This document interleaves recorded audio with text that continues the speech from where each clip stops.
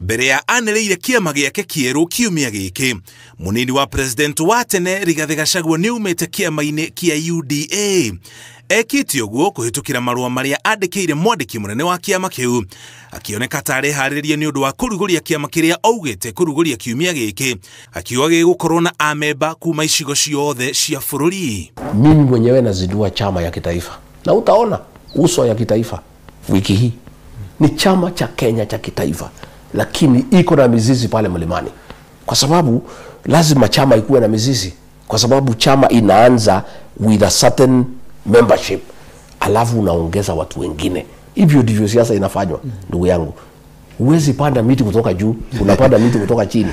Ateti arĩa anyitanĩte nao na kũmba mũng'ethanĩro marĩ na ciama ciao, ũguo no nginya makorwo na gĩikaro gĩa kũrĩkanĩra ũrĩa makanyita mbaru gatagatĩ kao nĩguo kang'ethanĩra na President Ruto hĩndĩ ya gĩthurano twerekeire, na maga gwĩka ũguo magekora harĩa Mwai Kibaki na Kenneth Matiba mekorire hĩndĩ ya gĩthurano kĩa mwaka wa 1992 rĩrĩa magayũkanire na kũgayania kura, ũguo Moi akĩhotana. Zote tumeapa ya kwamba tutatafuta formula ya kujua ni nani, si ndio? Na tumekubaliana zote. Mimi Rigathi Gachagua nimekubali ya kwamba kama haitakuwa mimi, nitaunga mkono yule ambaye tutakubaliana.